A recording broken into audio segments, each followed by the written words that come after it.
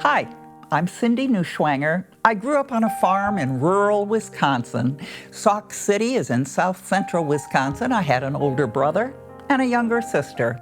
Going to church on Sunday morning was always just taken for granted.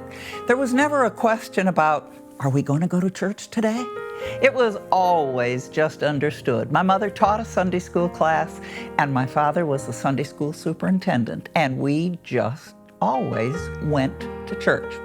Well, I'm getting a little ahead of myself because I want to tell you a little bit about my career. When I was a freshman in high school, I entered a forensic contest. Now, forensics back then had about 8 different categories, maybe 10, and there were different things you could do, such as interpretive reading of prose, interpretive reading of poetry.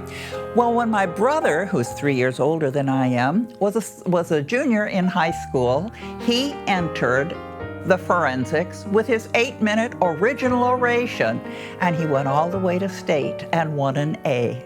Well, I'm a very competitive individual, so not to be outdone by my brother, I decided that I too was going to enter the forensic competition.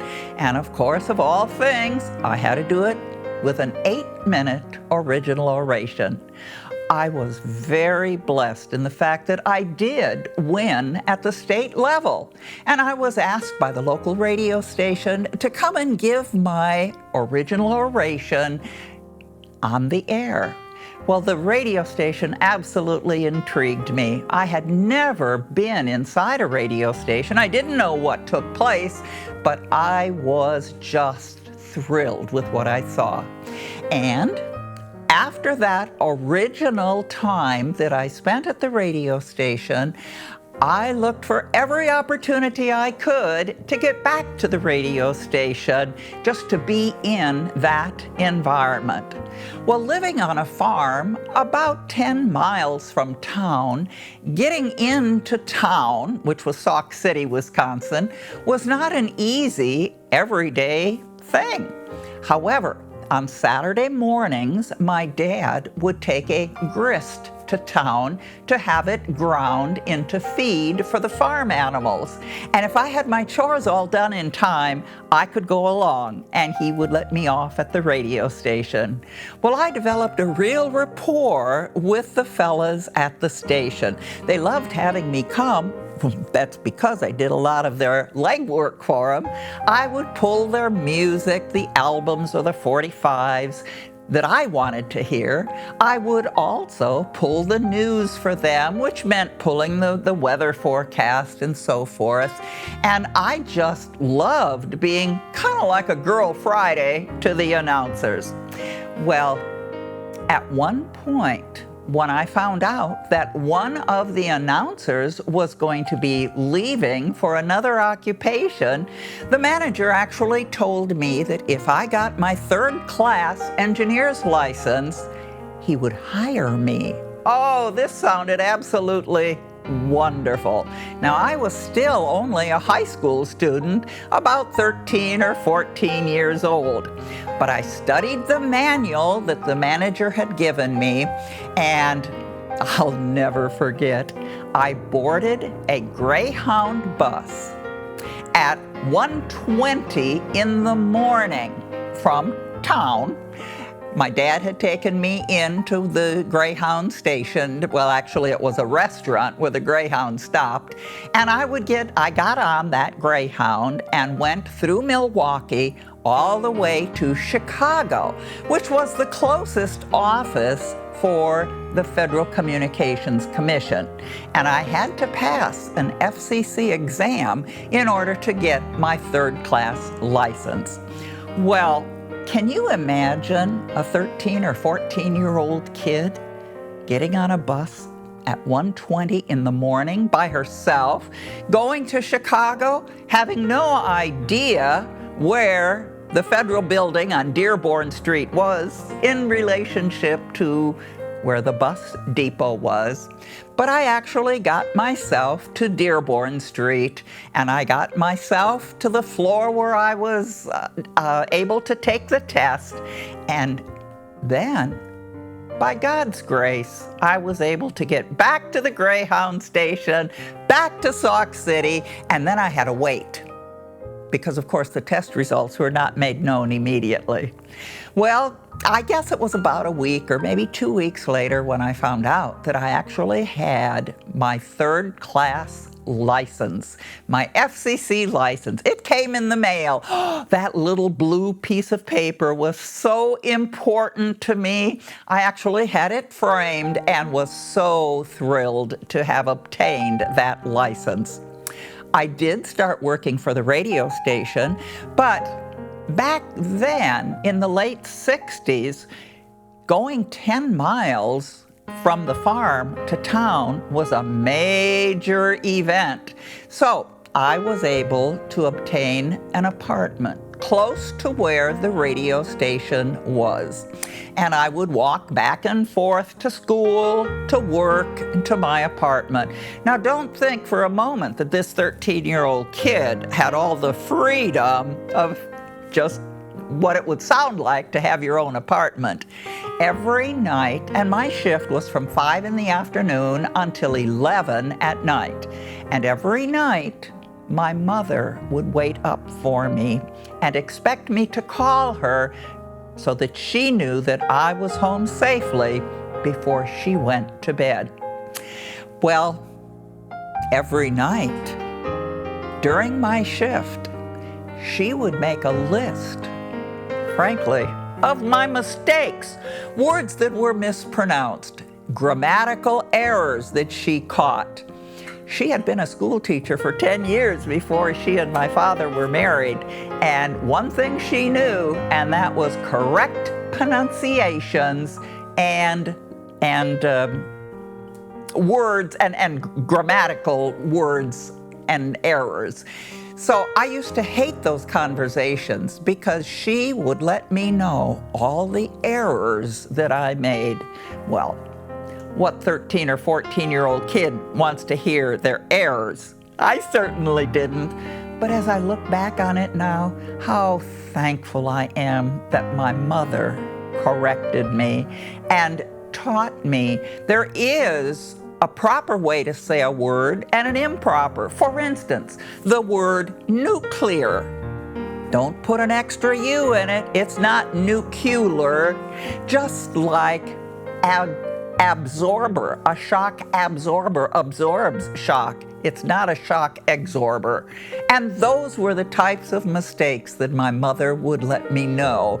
And over the time period, that list that she would give me would get shorter and shorter.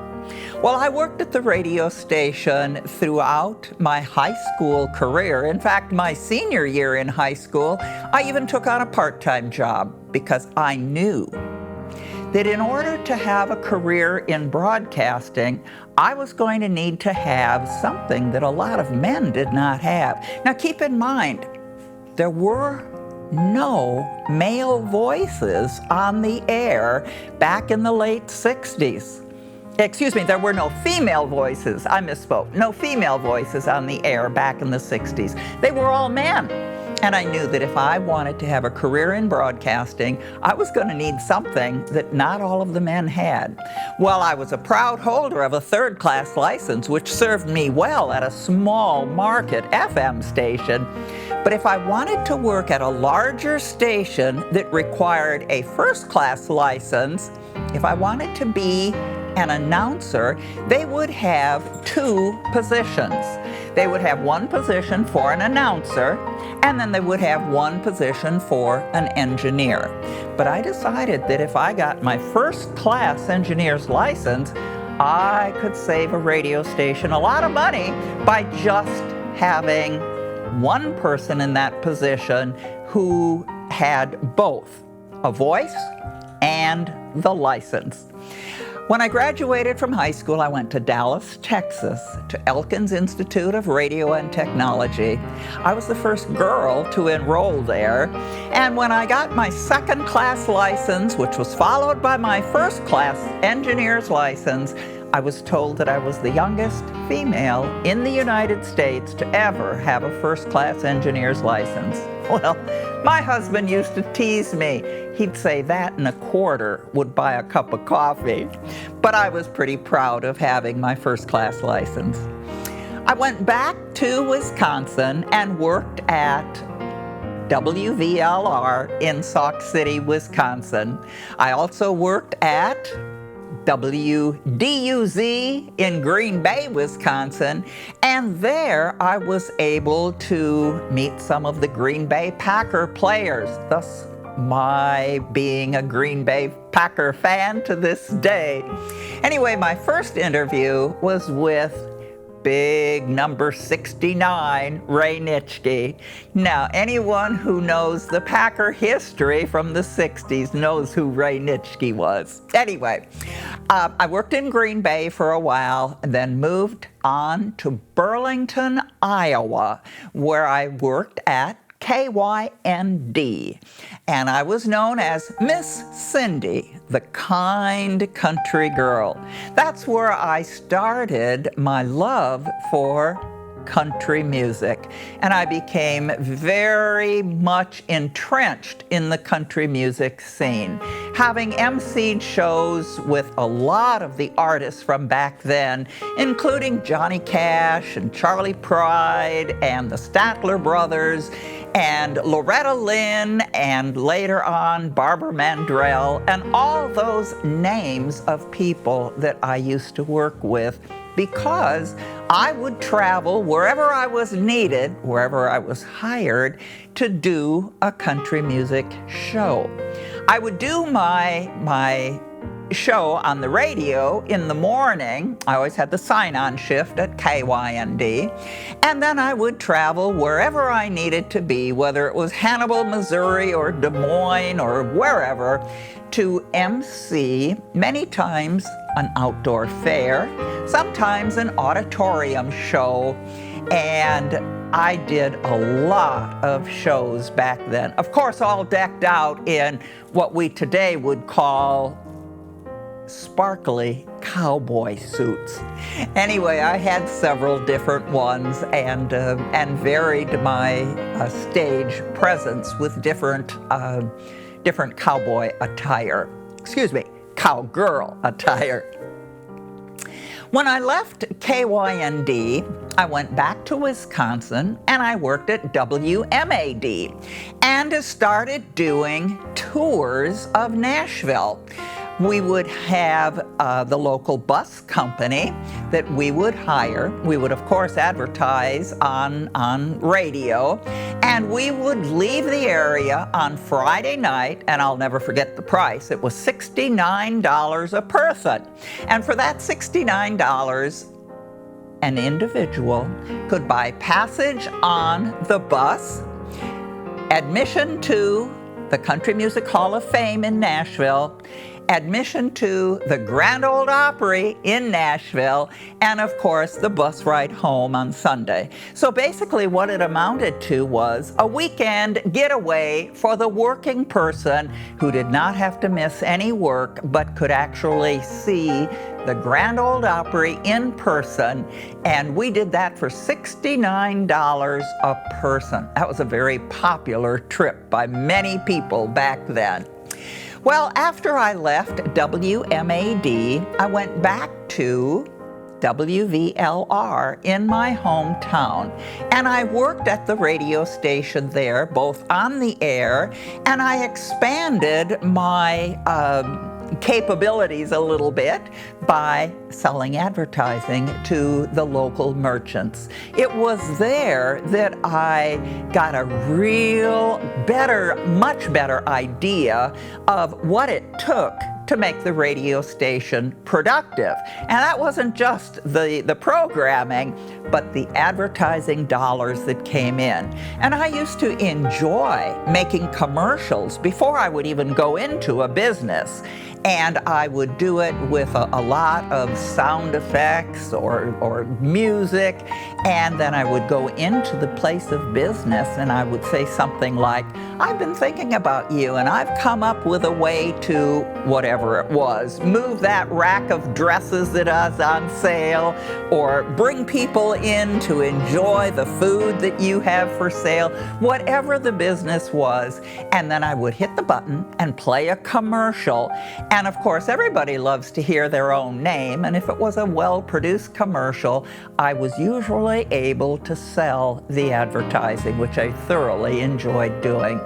So that was my early career until I was told that WVLR was being sold, and all of the employees needed to find new jobs because the new owner of the station was bringing his own staff.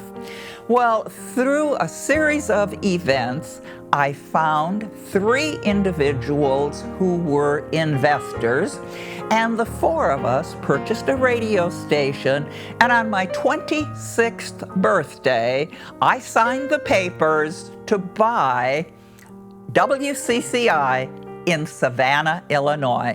I became the station manager, and by the way, I was the youngest person on the staff. Boy, did I learn in a hurry how not to manage people. It was a great experience for me, and to this day, I realize that I'm not a manager of people. I would rather do things than to manage people. That takes a real skill. But I had WCCI until I met a gentleman who wanted to buy advertising. And this gentleman, by the way, later became my husband. And because of being conflicted with his love of ranching in Montana and my need to be at the radio station in Savannah, Illinois, I promoted the sales manager to manager and later sold my shares and spent more time with my husband, Bob Neuschwanger.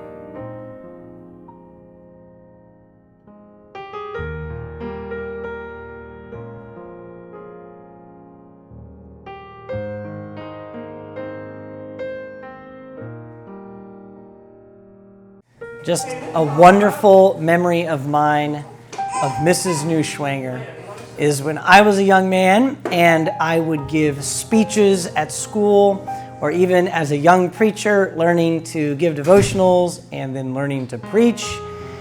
She would help critique and train me in the area of public speaking. She would take the time to let me set up for her and deliver a speech for speech class or deliver a devotional that I was going to teach. And she would help train me in diction and how to use your words and how to use appropriate body language and to really communicate with people with your face.